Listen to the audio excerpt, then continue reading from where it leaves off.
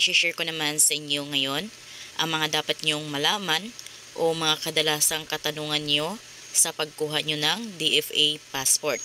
O i-share ko sa inyo yung mga important reminders na dapat nyong malaman pag kumuha kayo ng DFA passport. So, ang pinakauna is itong be at your choosing DFA Satellite Office 15 to 30 minutes before your appointment. So, sa pagpa-appointment nyo online, namili kayo ng kung saang DFA kayo nagpa-appointment. So guys, kailangan 15 to 30 minutes nandun na kayo mismo sa DFA na kung saan kayo nagpa-appointment. So bawal ang malate, dapat on time kayo. Then dito sa pangalawa, download and print your application form and e-receipt on an A4 size bond paper. So, ito yung ipapakita ninyo sa mismong taga-DFA during your appointment. So, isa ito sa mga requirements na kailangan yung dalhin pagpunta sa DFA.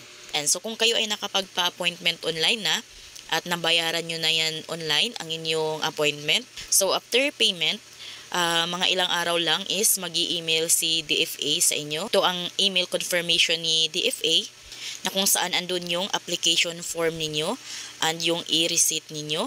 Kung kaya ipaprint nyo yan sa A4 size na bond paper.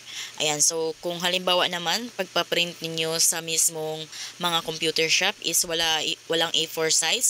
So guys, pwede naman yung long bond paper. After nyo makapagbayad online or sa mga over the counter, so magbilang kayo ng at least 2 to 7 days bago mag-email si DFA sa inyo for your application form confirmation. At yun yung ipaprint ninyo. Next naman is prepare the original and photocopies of your IDs and documents. So dito, kailangan dala nyo yung original na mga requirements ninyo. At of course, may mga photocopies ito. So kukunin ni DFA yung mga photocopies and then i-check din niya yung original na mga requirements. Next naman is you may order your PSA birth, marriage certificates online, pwede sa PSA helpline, at pwede din sa PSA survey list. Ayan, so take note dito na hindi na pwede yung mga birth certificate na gamitin ninyo is yung mga birth certificate na naka-NSO pa. So, dapat naka-PSA na yung mga birth certificate. Next naman is, your passport fee is non-refundable and transferable. Ayan, so kung kayo ay nakapagbayad na ng DFA passport ninyo, so guys, hindi ito ibabalik ni DFA sa inyo pag once na kayo yung hindi nakapunta doon mismo sa site para mag-process. And of course, hindi ito pwedeng ipasa sa ibang tao yung payment ninyo. Kung halimbawa gusto nyo magpa-reschedule sa appointment date ninyo, so kailangan nyo lang mag-request ng bagong schedule at least 3 days, ayan, bago yung confirm appointment date ninyo. Next is dress appropriately for your appointment. So, avoid wearing heavy makeup, colored contact lenses, and too many accessories. So, magdamit kayo ng formal guys. Huwag kayong magdamit ng naka-spaghetti, sleeveless. So, dapat magdamit kayo ng naka-formal. Then guys, applicant's companion might not be allowed inside the satellite's office premises unless the applicant really needs someone with him or her. Kayo ay may kasama sa pagkuha ng DFA passport, so of course hindi pwede. But then kung kayo ay minor, PWD, senior citizen, so pwede namang magpasama kayo. Pero kung hindi kayo belong dito guys, so kayo lang ang pwedeng pumasok sa loob. Note dito guys na kung kayo ay first time passport applicants, so ni-required ni DFA na mag-present kayo ng PSA birth certificate. So, na-discuss ko na to kanina. So, pag once naman na kayo ay magre-renew, so hindi nyo na kailangan pa magdala ng PSA birth certificate. Then, para naman sa mga nag-aasawa na ng mga babae, so kailangan magdala lang kayo ng PSA marriage certificate. Next is, how much is the passport fee? So guys, pag once na hindi kayo nagmamadali, 12 business days, so yun yung regular, 950 pesos. Then pag once naman kayo ay nagmamadali, so 1,200 pesos. So ito ay 7 business days naman. Then magkaroon kayo ng penalty kung nawala ang passport or napunit or nasira yung passport ninyo. Ang penalty ay 350 pesos. So what is the validity period of your passport?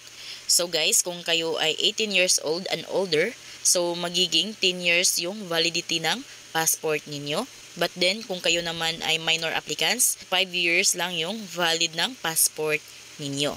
Ayan guys, ito yung website mismo ni DFA. So, ito yung nakalagay. Valid IDs for passport application. Kung kaya ito lang talaga yung mga list of valid ID na tinatanggap nila. So, isa-isahin natin ngayon yung mga valid ID na tinatanggap ni DFA. Una, SSS, SSS ID or SSS card, GSIS card, UMID card. Ayan, so yung UMID ngayon, may UMID upgrade na. So, kung hindi pa kayo nakapagpa-upgrade ng UMID ninyo, so, i-search nyo lang sa YouTube, UMID upgrade, Jubes Vlog 2023. Lalabas na dyan yung tutorial ko sa pag-upgrade ng UMID ID ninyo. Then, next is land transportation. So, ito yung driver's license. Then, halimbawa, may student permit kayo. So, accepted naman yan basta naka-card format yan. Next is Professional Regulatory Commission or PRC ID, PhilHealth ID, OWA e-card, Comelec or Voters ID. Then, take note dito kung voter certificate naman yung ipapasa ninyo. So, kailangan issued yan sa Comelec main office lamang.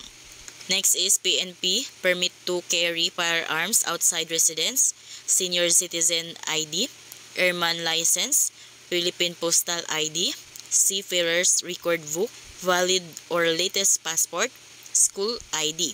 So, dito naman sa valid or latest passport, para lamang ito sa renewal of passport. Then, para naman sa school ID, applicable lamang yan sa mga minor applicants. So, paano naman kung mga secondary naman yung ID ninyo? So, guys, pag halimbawa naman, wala dito yung mga valid ID ninyo, halimbawa may PhilHealth ID kayo or any secondary IDs, so, much better na magdala na lang kayo na kumuha kayo ng police clearance or NBI and then isang secondary ID. So, ano yung mga secondary IDs? Sa DFA website pa rin tayo. Ayan, so scroll natin sa pinakababa. Dito naman, check natin yung passport requirements. Click natin yan.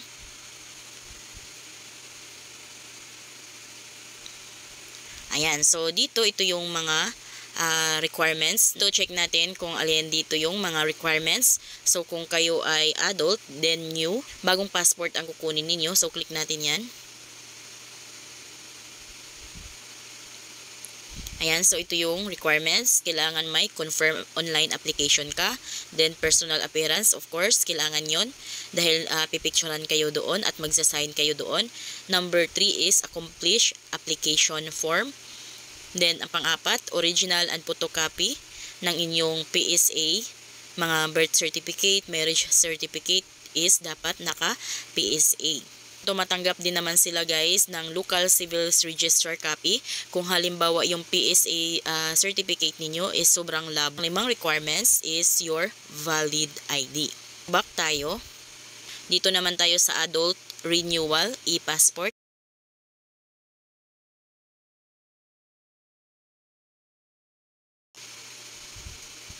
Then, sa releasing naman, so ano yung mga requirements na dalhin ninyo pag i-release na yung passport ninyo? Click natin tong requirements for releasing. Ayan, then, core requirements for passport releasing. So, kailangan may original DFA issued receipt kayo. So, wag nyong walain yung ibibigay ni DFA ninyo. And then, of course, your original acceptable ID, dapat dala nyo yan. And then, old passport naman kung kayo ay renewal applications. Then, halimbawa guys, nawala nyo yung receipt na binigay ni DFA sa inyo. So, the applicant or authorized representative is required to present the notarized affidavit of loss. Ayan, so kung once na nawala nyo yung binigay ni DFA sa inyo na original DFA issued receipt, so kailangan nyong magpa-affidavit of loss. And sa loob lamang ng 1 year is kailangan nyo na ma-claim yung passport ninyo. So, pag once na lumagpas na yan ng 1 year at hindi nyo pa na-claim yung passport ninyo, so automatic yan is maka-cancel.